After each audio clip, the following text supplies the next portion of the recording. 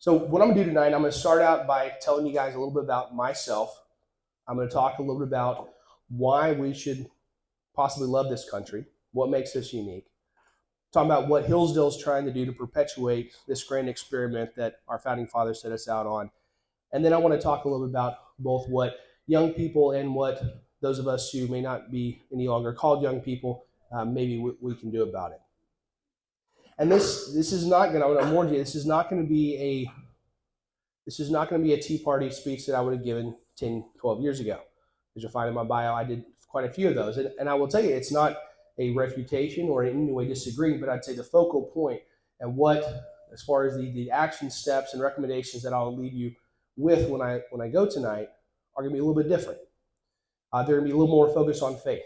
They'll be a little bit more focused on looking back at some experience that I've had being a father to young boys and trying to be involved in my community and being involved in more than just politics. But for me, I was born in Waco, Texas. I moved shortly after that to Stephenville with my dad. He was a small town doctor and a Baptist minister. My mom, she was a dietitian by training, and she taught my brothers and I at home. I got two little brothers, little being a relative term these days. They homeschooled us and made that decision at a time when homeschooling was not even fully legal. Matter of fact, that's actually what got us involved in politics, because when George W. Bush ran for governor in '94, one of the promises he made on the campaign trail was he said that I will make sure that we make homeschooling fully legal. And so the homeschool community here in Texas said, we're in. And he made good on that promise. There's one of the copies of that bill that he signed that's hanging on my parents' wall as a memento of what got us on this road that now has me here. So 1994, Texas turns red for the first time in a long time. Our county also turned red for the first time in a long time. And so winning is pretty fun.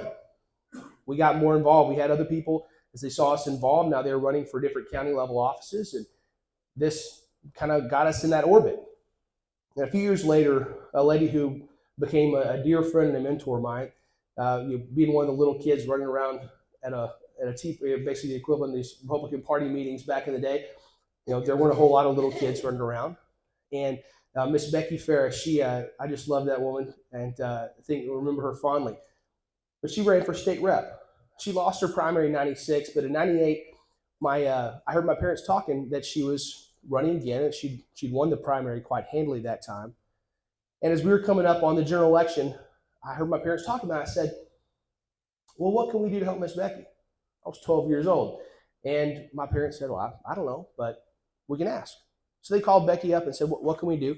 And she said, well, I'm going to give you a list of people to go talk to and some flyers. And so I spent a lot of Saturday afternoons walking around the golf course we lived on at the time, knocking on doors and asking folks to vote for my friend Becky Farah for state rep.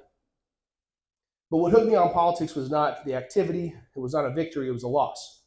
Because come whatever day it was in early November of 1998, we lost. We lost by 12 votes on a recount. Election night, it was 70. We did a recount and it came down to 12. And while I don't remember it, my dad swears it happened the night of the recount, and he came into my bedroom to say goodnight, and I was crying. I was crying on bed. I wasn't very little, but I was 12. And so he came in there and he said, Raz, what's wrong? And I said, well, Dad, we lost. I wanted Becky to win. And so he started to give me a really good speech I can see myself giving one of my sons about how you're not going to win every match you go out for, and you still got to take the field and give it everything you got. I said, Dad, I know. But we knew 13 people who didn't vote for Becky. And I knew then, as I believe now, that if you'd have told me at 7 a.m. when the polls opened on Election Day in November of 1998 that 13 votes had sent Becky Fair to Austin, I would have gone and found them. Any single one of us involved in that campaign or that knew that woman could have gone and done it. But we didn't. We didn't leave it all out there on the field. And so one of the things that I took away from that, part of that was just kind of Providence sinking that hook in kind of the course that I was supposed to go on. But one of the things that I never wanted to have happen again was on any election that I was involved in, there's that window from about 7 o'clock to 7:30. The polls are closed, but early results haven't come in yet. You don't know what's happened, but the die is cast. And I wanted to be able to go into the bathroom at a gas station right down the street from the polling location where I've been working and wrapping up the day, look myself in the mirror and splash the sunscreen off my face and know that I did what I could, that I hadn't held anything in reserve. Because at that point, what does it matter? So from that point, I was hooked on politics. Economics and politics were the things that I wanted to study.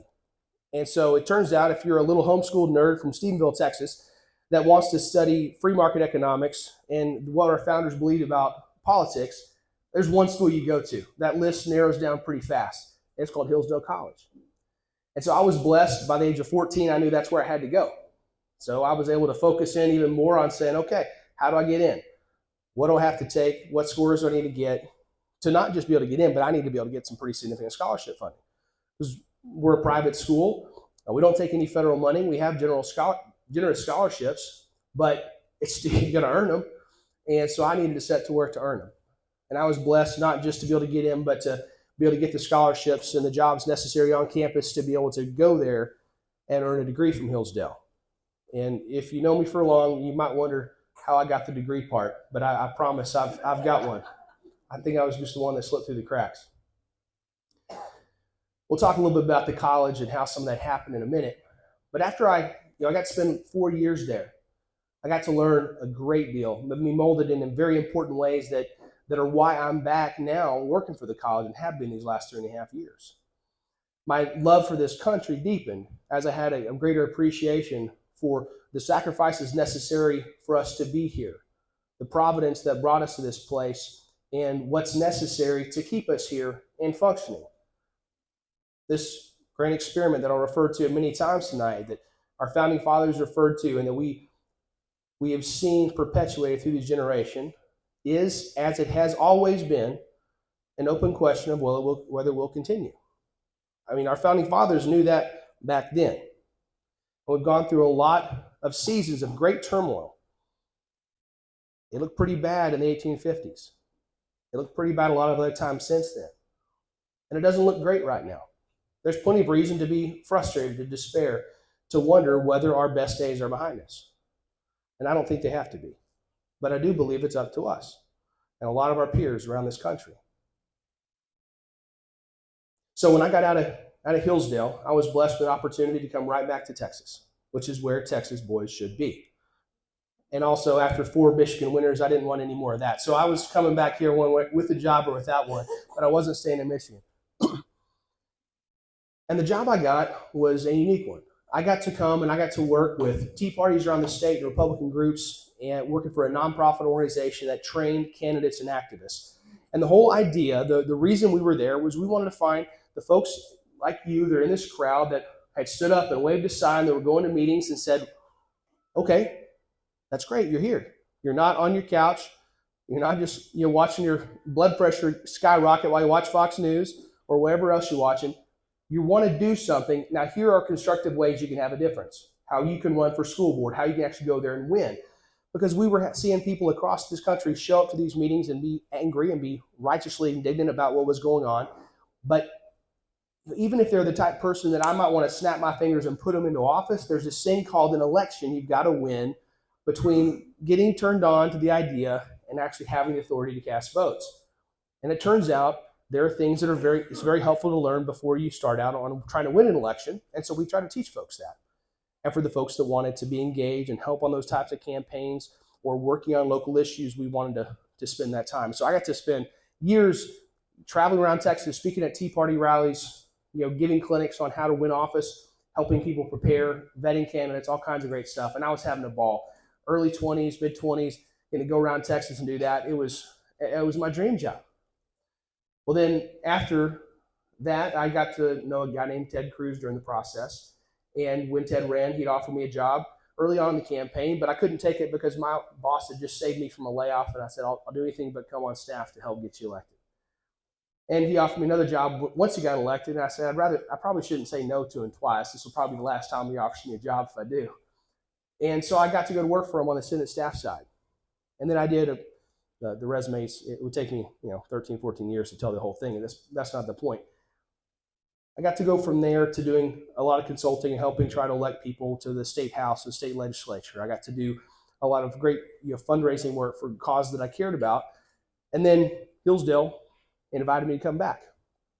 And these transitions in my life have been, God just opened one door after another. And so one of the nice things about that is when God opens the door, you don't have to wonder if you're trying to force it or if you're in the right spot, because he makes it self-evident. And so that's part of what excites me about being here and in this job, is that I know I'm right where I'm supposed to be. And so when I ask the question, how can I maximize my impact? I know. But it's not just through Hillsdale. It's through my opportunity to live in Stephenville, Texas, and exercise an influence there. And the most powerful one of all that I can see is raising my two little boys, Stoney and Cannon. They're 3.5 and 5.5. And if there's a single legacy that I'll live on this earth, it's going to be them. There's nothing greater I can do. There's not a politician I can elect, somebody that I can, amount of money I can raise, or anything else. God's made it abundantly clear what I can do to help change the trajectory of this country. And it's them. But it's not just that, right? We're called to be part of a fight. We're not called, Bob and I were talking this earlier as we were driving over. When God called me to work into politics or into this job, he did not guarantee me victory. He told me to go fight. He said, go work there. Just like with Gideon, with David, with anyone else who want to look at the Bible that won anything worth mentioning. They were not the mover that gave them victory. And so let's not be confused about, if we are victorious, whose glory it will be and who will be the mover there. Because we should be praying for revival. We should be teaching our kids about what sets this country apart. We should be loving our neighbors. I would humbly submit to you that if we spend more time reading the news and watching the chaos and the dumpster fire that's going around us, spend more time doing that than in God's word and loving our neighbors and praying, then our priorities are mistaken. And I say that as somebody who too many times in my life has been guilty of falling far on the wrong side of that dichotomy. So, what to love about this country? Well, I've taken plenty of classes on it, and I could talk for a lot longer than we have this evening about that topic. But a fundamental question is like, what sets us apart? And so I'm just going to read part of the preamble to the Declaration of Independence, because who's going to say it better than Thomas Jefferson? I'm not going to read the whole thing, although it is worth reading. I want to talk a little bit about it. So we hold these truths to be self-evident, that all men are created equal, that they're endowed by their Creator with certain unalienable rights, that among these are life, liberty, and the pursuit of happiness. And I'll take an aside to share that you may hear people wondering about what is happiness. And if you're talking with somebody about the Declaration of Independence, and they try to cast this idea the government's here to do everything for us, then they might refer to that. But what the founders talk about, what Jefferson talks about here as happiness, is more properly understood. What they would have understood it to be is tied back to how Aristotle defines the good life. And the way you know that a thing is good, according to Aristotle, and I'm convinced of it, I took some classes with Dr. Arnn at Hillsdale about it. You know the thing is good when it performs the purpose for which it was made. To my understanding of my purpose, straight from the Catechism, is I'm here to glorify God and enjoy Him forever.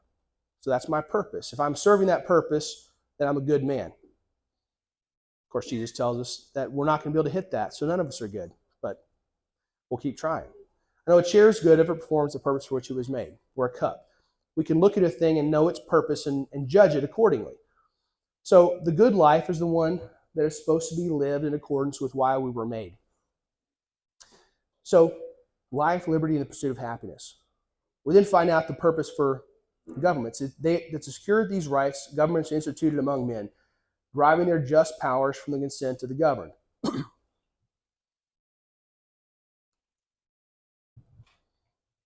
So we have rights, and that governments, their sole purpose is to protect them. That they will only be just so long as they derive their powers from the proper consent of the governed. It says that whenever any form of government becomes obstructive of these ends, it's the right of the people to alter or to abolish it, and institute a new government, laying its foundation on such principles and organizing its powers in such form as to them seem most likely to affect their safety and happiness. So what's important about that is they're talking about exactly why they're doing what they're doing. And they're laying it out. Is that better? They're laying out the specific reasons for the changes they're going to make. And so they're underlining this all to say this is the specific rationale for why we're doing all these things, why we're making all these changes. Because they're making a lot. To us, having grown up reading this and studying this document and the founding fathers and what they did, for many of us, this is not new information. But this was the first time in human history that anything of this type had been attempted. You can go read in the Federalist Papers, they talk about, in the Federalist 1, they talk about how this thing that we're going to do is unique. That there have been a lot of different types of republics and so many different types of forms of government that have been tried. But none of them tried it the way we're trying it here. And they're trying to point out the unique differences that are the reasons for why they're saying we will undertake this difficult thing. Because they go on to talk about all the different ways that the Crown of England had become despotic towards them. They didn't undertake it with as I said, for light or transient causes.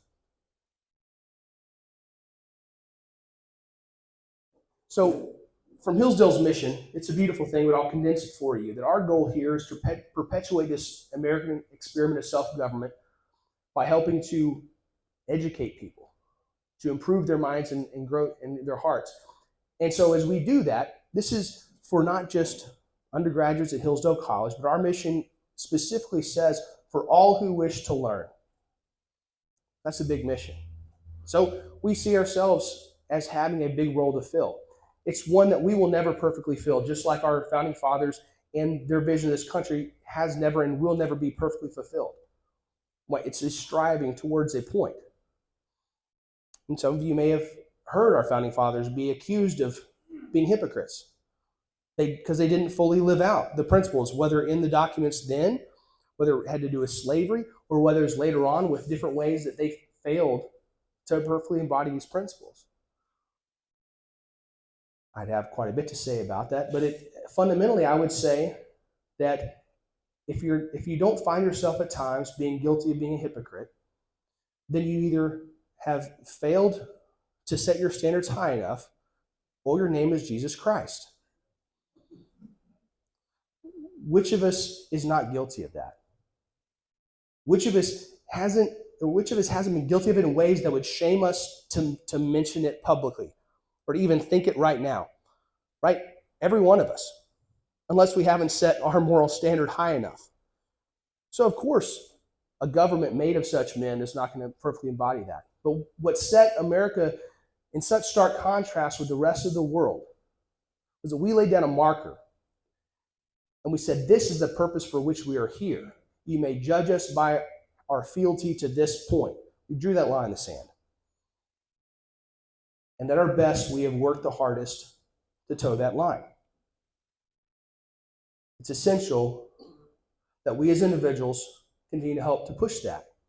And that's the goal, that's the mission that Hillsdale has taken on. And what we've been doing for the last 180 years has been trying to do that. We see our role, we're teachers. So educating is the way we approach that.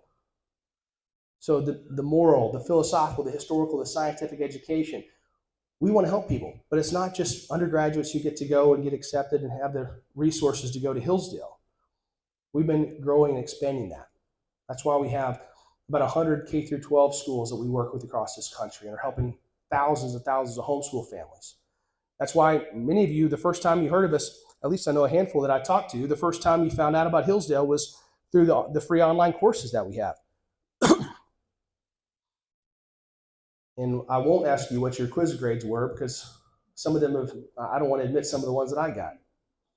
If you take them and you say bad words at the end when you get your score, you can blame my classmate and fraternity brother, Kyle Mernon, who runs that department. But he does not, we don't give grades away at Hillsdale, and that includes the free classes. If you haven't taken one of those, I encourage you to try. We'll kind of rattle off some resources towards the end that I think might be of interest to some of you.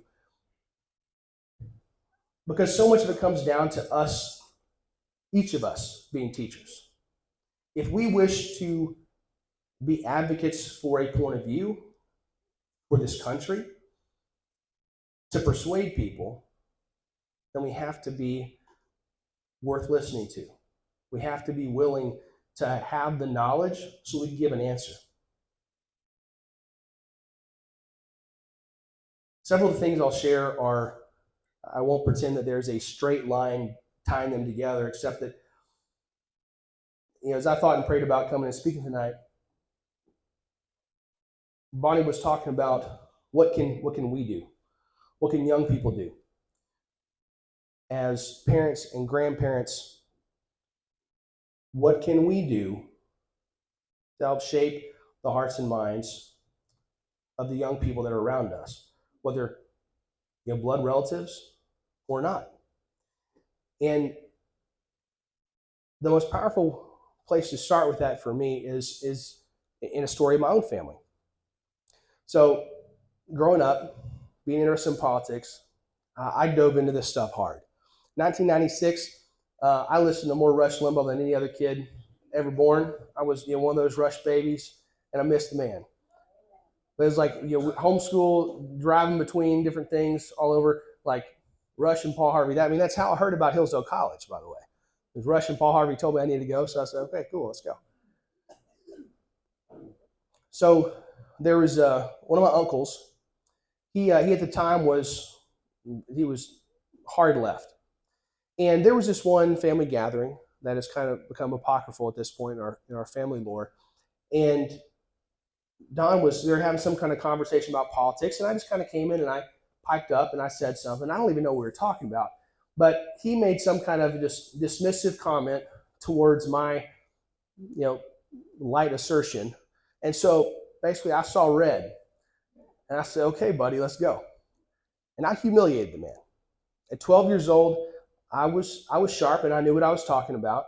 And I just cut him to ribbons. And I felt pretty good about myself. I was like, that's how they do it on the news channel. That feels good. Let's get some more of that. I like debating. This is going my way. But I put that in contrast to my grandparents. My mom's parents been liberal Democrats, till the day my granddad died. And I'm sure my grandma will be, despite of how much I try to persuade until she passes away. But after every one of those presidential debates in '96, I remember that as soon as they cut to commercials after those debates, I was calling them, and we were, the three of us, just kind of talking through the debate and going over stuff and talking about it.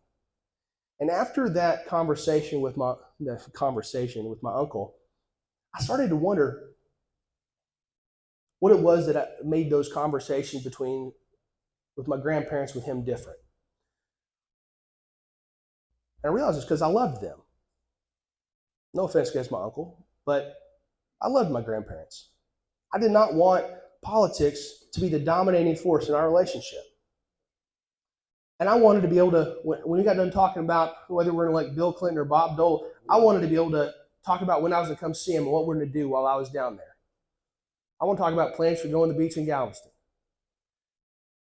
And so I then had another question, like, what might happen if I treated everybody like that? That was a hard thing because I liked the catharsis of putting them in that corner, just that seek and destroy attitude. And I was sharp enough, I could do it. But I realized that I was never going to change people's minds talking to them the way I did my Uncle Don. That the only route that I had to changing people's mind to actual persuasion was the way I was treating my grandparents. And as I've studied politics and I've been around a lot of people, I have yet to meet one or convince one through yelling at them or through trying to exert force of any sort. Turns out Socrates had something figured out about this. He asked a lot of questions. So for him, much of his goal was not to make assertions, it was to ask questions. And what I've found, one of the most powerful things that I've found in changing people's minds is simply to ask them questions. And I don't even mean in a leading or obviously laying a trap for them type way. I mean genuine questions, trying to understand their point of view. Just because you and I know that it's flawed or that they have assumptions that they've built this house of cards on top of, that doesn't mean we can't have genuine curiosity. But if we do that, and this is a hard thing to do, it's deceptively simple because it's simple but not easy.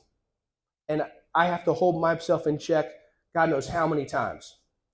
But I can promise you that if you approach it in a different way of trying to apply force, no matter how strong your convictions, you will not persuade somebody. You might get them to tap or say uncle. I get to, one of my favorite hobbies, I train Brazilian Jiu-Jitsu. And so if somebody taps, whether say it or tap the mat or slap you on the shoulder, they tap, that means I win. And there are a few things I like better than that. That feels good. But you're never going to have somebody that you genuinely persuade say, oh yeah, you're right. When was the last time you had a conversation with your spouse or with one of your kids where you said you're right, and it meant, you know what, you convinced me. I'll never change my opinion on that. You got me. It doesn't happen. So I think the first and foremost thing is we have to be willing to give up catharsis in order to actually build empathy and build understanding. Second, and part of that is that as we do that, we're going to come to understand their argument. Because I would also posit to you that if you cannot make a reasonable argument for your opponent's position, then you're not prepared to argue against it. I have lots of people, well-educated people that understand a lot about politics that I often talk to, and they say, how can anyone believe that? And they're confounded by it. And I will fully admit, many of these things are hard to figure out. It can take some work. But if you don't understand who your enemy is and this idea that you're in opposition to, you will not be able to persuade somebody away from it because you don't know the path. And it takes a lot of time sometimes to do that. But if we can't answer that question of how would somebody believe that, whether we're talking about impeaching Paxton or impeaching Trump or passing this debt limit bill or whatever it may be, we need to be able to think about that. Because if our goal is truly persuasion, and this we have to actually know what we're shooting for here, because there were points in my life when I was not actually shooting for persuasion. Like my Uncle Don, I wanted the tap. I wanted somebody to say uncle. And I was shooting for the wrong thing. And there are times I have to remind myself to step away from that goal because I know what matters, and it's a true victory, which means we have to persuade a lot of people that currently hate what we believe to be true. And if that is our goal, then we have to be willing to put aside that catharsis of somebody giving the tap or saying uncle and actually focus on answering questions.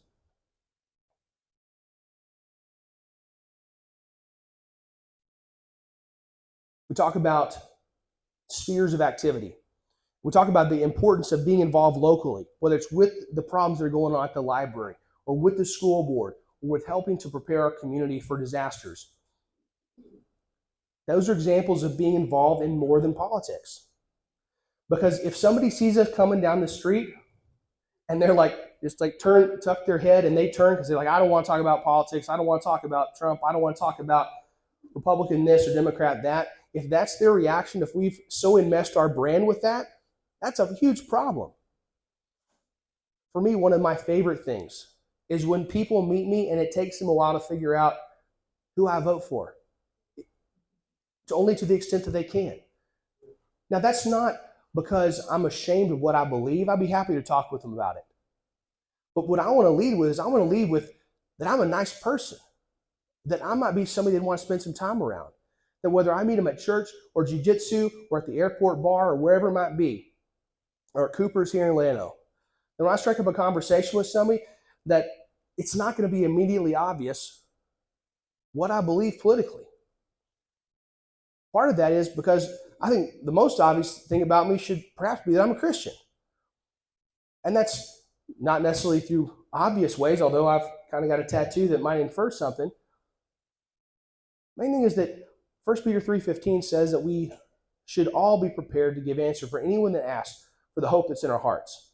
Now, I'll tell you right now that in a dark world, because if you look, and this is regardless of political affiliation, if you go and ask people, look at polling numbers regarding is this country or this world headed on the right track or the wrong track, you got more people that think we're on the wrong track than say that Congress should be kicked out.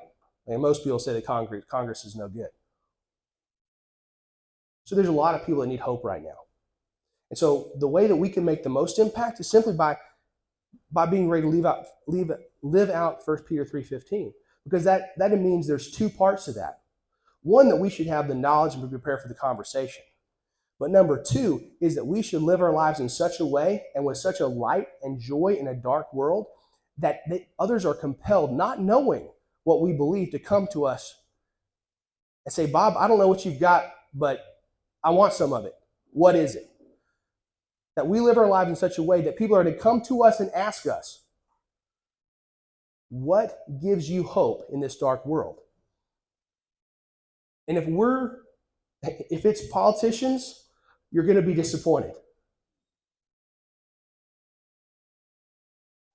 We should not reserve faith for but one place. Faith does not come from politicians. I've worked with some great ones. I don't put my faith in them. I rarely put my hope in them. And if you've been in politics for very long, you can understand why.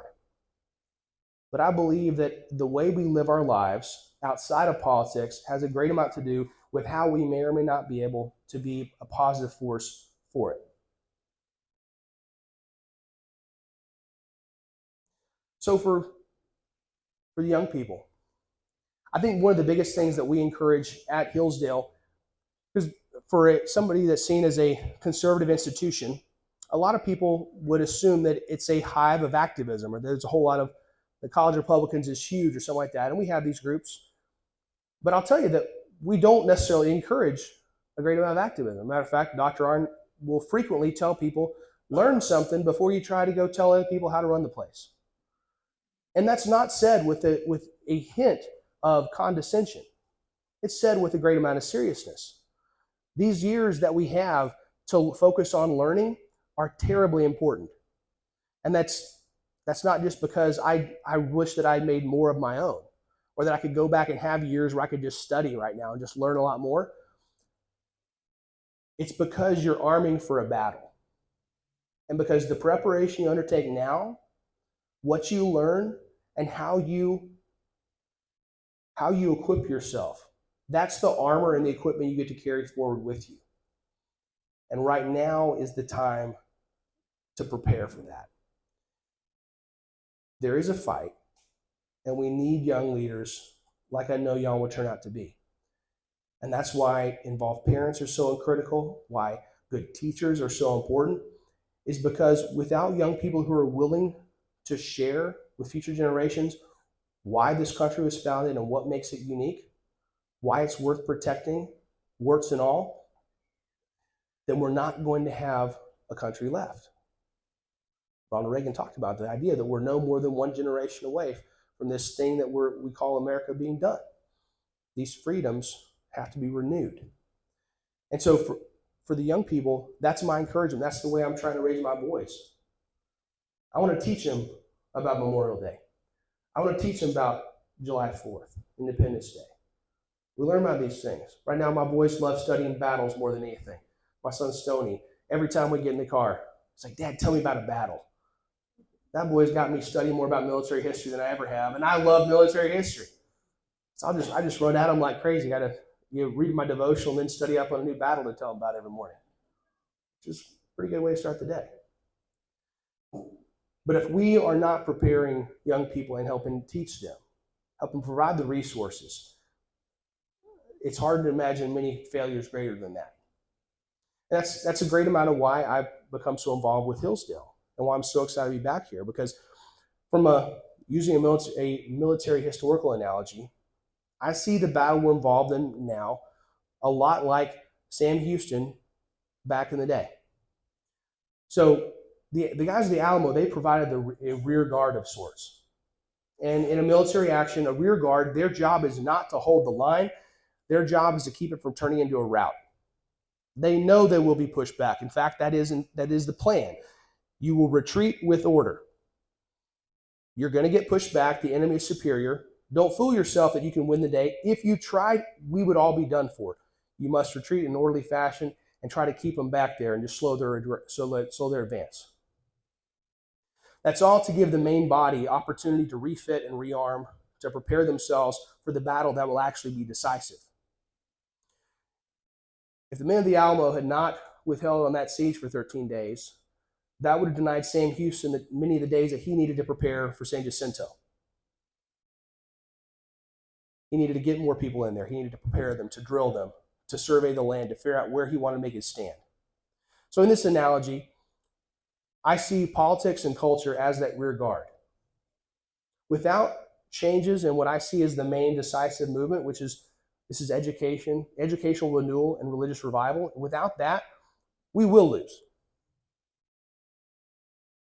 The politics and culture is important. Without the rear guard, then we don't have the time for this reformation that we need. So don't mistake what I'm saying in saying that one is more important than the other. I'm saying that both have to be carried out. And I spent a lot of time on the political and culture front. And my position got changed. God led me over here to the educational side. And so this is where I work. And I think it's one that is not, it's less obvious. It's not something, it's very much, it's a lot easier to see the politics and see that stuff and get caught in red team, blue team, and those kinds of things when so much of what needs to be done is the stuff that does not involve glamour, that does not involve speechifying and waving signs. It comes down to, are you loving your neighbor and are you trying to educate the young people around you? That, of course, means you have to know something worth teaching. So quite important when it comes to teaching. You got to know something. And you have to be able to inspire others to want to learn. That's the same things that it requires if you're over here in Miss Alice's school, or you're at Hillsdale, or you're talking to your grandkids. If you don't know something worth teaching, and you can't imbue somebody with excitement about learning it, then you can't teach. So if we're going to be better than that, what are some of the ways we should be active? And I'll tell you a couple of them from my personal experience. One is to envision a sphere of control and one of concern. Think about it in terms of concentric circles. My sphere of control is very small and well defined.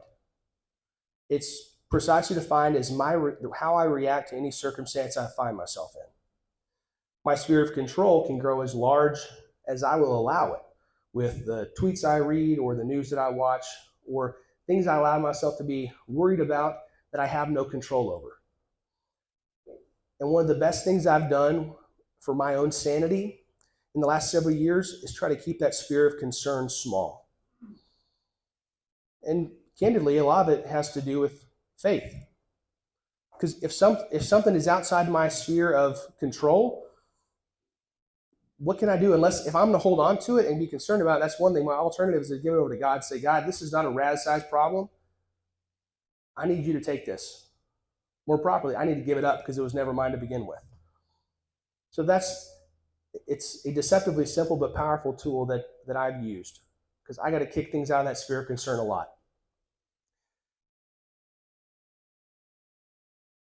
And the second is that idea of not putting faith in places they don't belong. We are going to have a hard fight. The folks that believe this country is evil, that want to do away with these underpinning principles that we think are so important, they are working hard. And they've been winning for some time.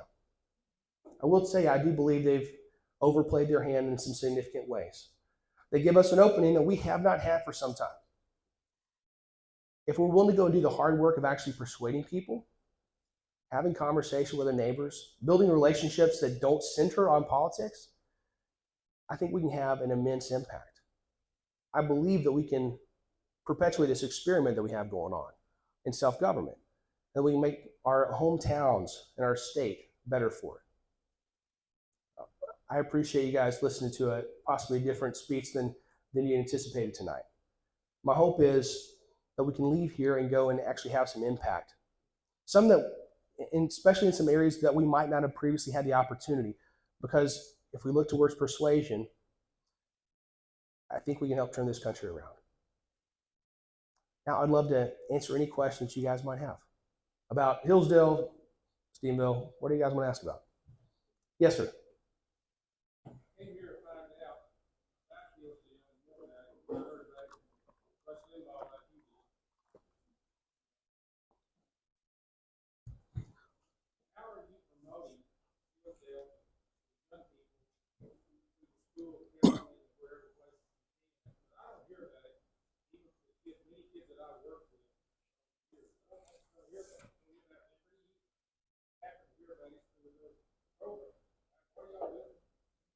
Yes, sir. So the question was, what are we doing? There's obviously a lot of school counselors and many folks in the world that don't know about Hillsdale or the opportunity